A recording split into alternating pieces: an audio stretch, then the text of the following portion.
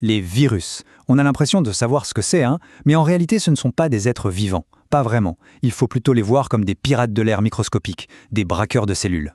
Aujourd'hui, on va décrypter leur mode opératoire, étape par étape, comme dans un film de braquage. Regardez-moi ça, à gauche, Ebola. À droite, le VIH. Deux des entités les plus redoutées au monde. Mais c'est quoi au juste? Ce ne sont ni des bactéries, ni des parasites classiques. Comment est-ce que des choses aussi simples peuvent être aussi redoutablement efficaces? C'est le mystère qu'on va éclaircir ensemble. Pour bien comprendre, il faut faire un petit bond dans le passé. Notre histoire commence à la fin du 19e siècle et elle a tout d'une véritable enquête de détective. L'objectif? Identifier un coupable, complètement invisible. Tout commence en 1892. Un certain Dimitri Ivanovski se rend compte qu'une maladie du tabac est causée par un agent qui passe à travers les filtres les plus fins, ceux qui sont censés arrêter toutes les bactéries. Et puis, 6 ans plus tard, en 1898, Martinus Beijering va plus loin. Il prouve que ce truc n'est pas juste une toxine, mais qu'il se multiplie. Il lui donne alors un nom, virus, du latin poison. Et voilà, un tout nouveau domaine de la biologie venait de naître. L'expérience d'Ivanovski, elle était d'une simplicité, mais d'une efficacité redoutable. Il a pris des feuilles de tabac malades, il les a broyées, et il a fait passer le jus à travers un filtre en porcelaine si fin qu'aucune bactérie ne pouvait s'échapper. Et pourtant, le liquide qui sortait de l'autre côté était toujours aussi infectieux. La conclusion était inévitable, le coupable était minuscule, bien plus petit que tout ce qu'on connaissait à l'époque. Beijering, lui, a poussé le raisonnement. Il a pris ce liquide filtré, a infecté une nouvelle plante. Puis il a pris la sève de cette deuxième plante pour en infecter une troisième, et ainsi de suite. Si ça avait été un simple poison, son effet se serait dilué jusqu'à disparaître, non? Mais là, pas du tout. La maladie restait toujours aussi forte. La seule explication possible, cet agent invisible se multipliait, mais il ne pouvait le faire qu'à l'intérieur de son hôte. Ok, donc cet agent mystérieux, c'est le virus. Maintenant, on va le passer au crible, si on peut dire. On va disséquer son anatomie. Et on va voir que sa conception est d'une simplicité et d'une efficacité assez incroyable. Un vrai plan de prise de contrôle. Alors, officiellement, la définition d'un virus, c'est quoi? C'est un agent infectieux, acellulaire et parasite obligatoire. Allez, on décortique ça. Acellulaire, ça veut dire que ce n'est pas une cellule. Il lui manque toute la machinerie pour vivre. Et parasite obligatoire, ça c'est la clé de tout. Ça veut dire qu'il est complètement incapable de se reproduire tout seul. Il a absolument besoin de pirater une cellule pour y arriver. Et ça, c'est peut-être le truc le plus fou à comprendre. Un virus, ce n'est pas vraiment vivant. Il ne mange pas, il ne respire pas. En fait, c'est une information.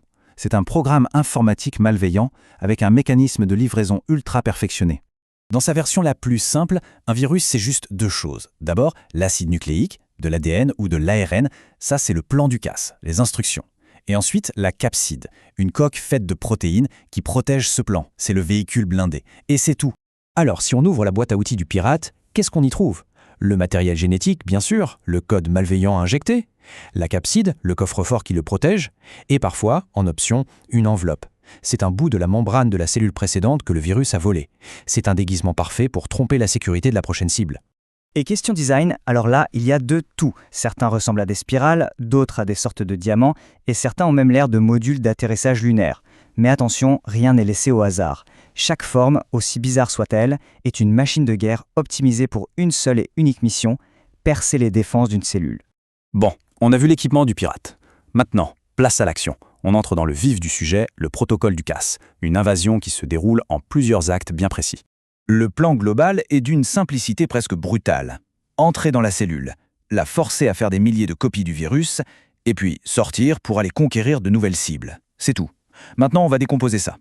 Le casse se déroule en 5 actes, un peu comme au cinéma. D'abord, l'attachement, c'est la phase de repérage. Ensuite, la pénétration, l'effraction. Puis la synthèse, la prise de contrôle de l'usine. Vient l'assemblage, la duplication en série, et enfin la libération, la grande évasion. Entrons un peu dans le détail. Première étape, l'attachement. Le virus utilise les protéines à sa surface comme une clé.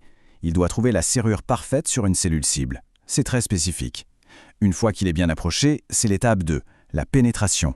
Soit il fusionne avec la cellule, soit il injecte directement son plan génétique à l'intérieur. Le piège est refermé. Et là, on arrive à la troisième étape, le cœur de l'opération, la synthèse. La prise de contrôle est totale. Le code génétique viral prend les commandes de la cellule et lui donne un nouvel ordre. Arrête tout ce que tu faisais et maintenant tu ne fabriques plus que des morceaux de virus. Vient alors l'assemblage, l'étape 4, où la cellule, comme sur une chaîne de montage, assemble elle-même des milliers de nouveaux virus. Tout est prêt pour la phase finale, l'évasion.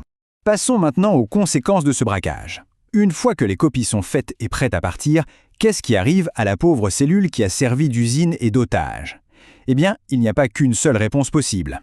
On a tendance à penser que l'histoire se termine toujours mal pour la cellule, qu'elle est systématiquement détruite. Mais est-ce que c'est toujours le cas?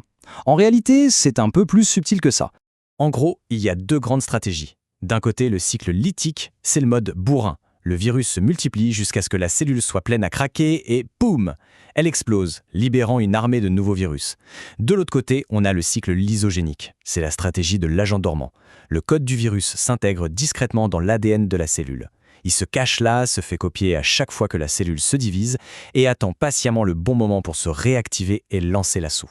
Bien sûr, le plan ne se déroule pas toujours sans accroc. À gauche, on a une infection productive. Le cas, c'est un succès. De nouveaux virus sont créés et libérés. Mission accomplie pour le virus. Mais à droite, c'est l'infection abortive. Là, c'est le ratage. Les défenses de la cellule ont réussi à bloquer le processus à une étape ou une autre. Le cas a échoué. Allez, on récapitule les 4 destins possibles pour la cellule. Il y a l'infection productive, le cas réussit, la cellule explose. L'infection abortive, le cas échoue. L'infection persistante, la cellule survit mais devient une sorte d'otage à long terme, relâchant des virus petit à petit. Et enfin, l'infection intégrative, comme pour le cycle lysogénique où le plan du pirate s'intègre carrément dans le patrimoine génétique de la cellule. Tout ceci nous amène à une dernière question, un peu plus philosophique. Est-ce qu'on doit voir les virus seulement comme des destructeurs aveugles, ou bien en passant leur temps à insérer de nouveaux bouts de code génétique dans tous les organismes depuis des milliards d'années, sont-ils aussi, paradoxalement, l'un des moteurs les plus puissants et les plus créatifs de l'évolution sur notre planète? C'est une pensée sur laquelle il est intéressant de méditer.